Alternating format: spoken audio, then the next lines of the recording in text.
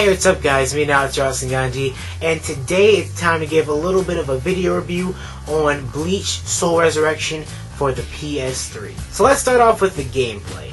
The gameplay, if you've played games like Dynasty Warriors, you know it's one versus a horde of enemies. You fight as many enemies as you can, and then get to the boss, you beat the boss, and then, well, it's over, that's the end. And that's how you have to go through the game, the story mode, and even the mission mode in the game. And, well, that's how basically the entire game plays out. There's a little bit more in there for those of you who really would love to just get deeper into the game. But for those of you who just want to, you know, play through the story mode, unlock all the characters, and just complete the missions, it's also pretty fun. And, well, the real question is it worth $60? That's a really good question, and I would love to just list all the pros for why you should buy this game, but in my honest opinion, just me, I really do believe that the $60 price tag for this game does not really match up to how much you can get out of this game. Okay, so let's just see what they actually have for you to play through in this game. Now in the game there are about 3 modes, which are story mode, mission mode, and there is even a mode where you can compete against people online. You know how there's like a leaderboard, people who might have a higher score than you. You can compete in certain missions and try to get higher scores through that. That's basically the main modes, and there are other modes of unlockables that you can get in the game, like figures, and I believe, well, that's about it. Don't get me wrong, the game is really a pretty good game. Just to say, after you complete the story mode, there are a bunch of missions you can play through.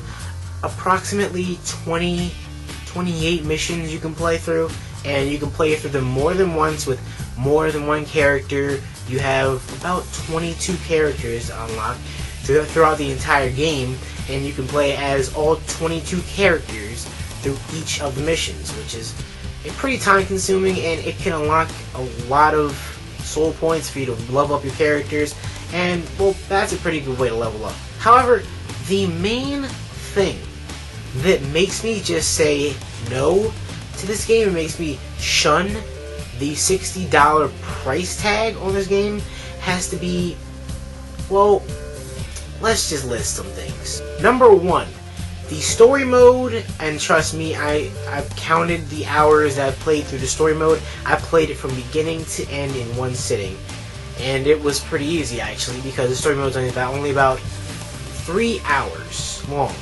That's just the story mode. It basically goes from when Ichigo and his friends arrive in Hueco Mundo up until the point of which Ichigo uses his Final Getsuga Tensho against Aizen, and that's the end of the story mode. So that's basically the entire line of the story mode. Yes, I know it might not be too up to date, but then again, I'm not really sure if it's up to date with the current anime in Japan. I'm pretty far behind myself. I'm still watching it on Adult Swim. I need to catch up. Trust me, I know. However, even though I'm not caught up yet, I was still very disappointed in what I saw through the story mode. Even though you can play from the beginning of Hueco Mundo till the Final Getsuga Tensho, that sounds like a lot of story. However, it lacks very much, because the characters, especially the Espada, not one of them, and you can correct me if I'm wrong, not one of them, as an unlockable character, and even in the game, can you really see out of their Bankai, or their, I'm not even sure what you call it, their release form, the Espada's release form. Each Espada has their release form already unlocked, and it's kind of like, I don't know, it's kind of disappointing. I kind of wanted to see more of it. I mean, there's only 14 chapters throughout the entire game, and that's what disappoints me. It's only 3 hours long. That's the story mode, mind you. The story mode's 3 hours long. Everything else will take a little bit more time to do, trust me. And that's just one thing that really gets me, the whole thing where they just did not add more story to the game. There are a lot of gaps in there that I know they could have filled in.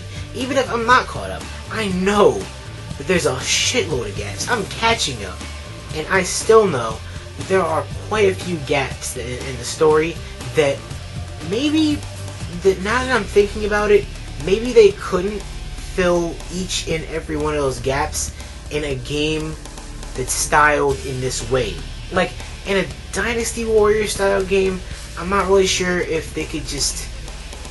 I'm not really sure. It would make the game a bit longer if they did add both the Espada's regular forms and then their release forms. And I definitely realized, and well, about the time when I played through Noitora versus Kenpachi's full story mode battle, I realized that it's really short.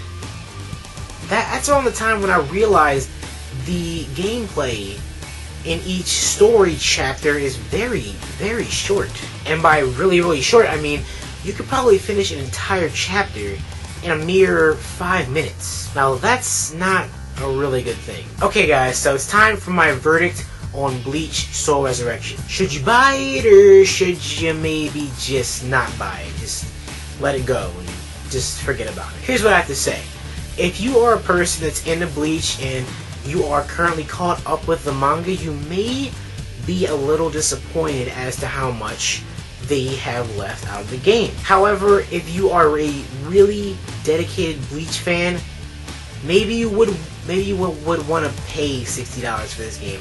However, if you're not too dedicated, and I know that I'm not extremely dedicated to Bleach yet, but I would definitely say if you are not completely dedicated, just wait. Just wait a little while and the price will go down.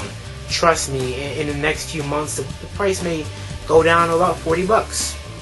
Is it worth 40 bucks? I would say yes. However, just make sure that you try and get the most out of the game, because the replay value is very slim and little to almost none. Obviously, you can go through the mission mode and play through different missions, but you don't really get a lot out of it except leveling up your characters in order for them to do even more missions, which you could probably just unlock. And by the time that you do level up all of your characters to the max, well, it could take countless hours to do so. Yeah, so after you've beaten the story mode and after you've gotten past the first few missions, you realize this game doesn't really have much else more to do that's so interesting. Not much more to unlock. It's just, you can unlock some more characters, yes, but what do you do with those characters is a real question. Do some more missions, but it would have been better if they did have a 1v1 battle mode in this game. However, it's okay that they didn't. I mean, hey, just hope for another game that will have that sort of gameplay. But for now, my biggest recommendation is to wait for the price to go down. However, if you just cannot wait to get your hands on this game, just go ahead and buy it. Just go ahead and, you know, buy it. You'll see what I'm talking about. I tried to tell you, but if you really think you're going to love this game, then go ahead and buy it. But I wouldn't recommend buying it just so soon. So that's all I have to say for today. It's me now, it's Rasengan D, saying stay gold, and I'll see you guys later.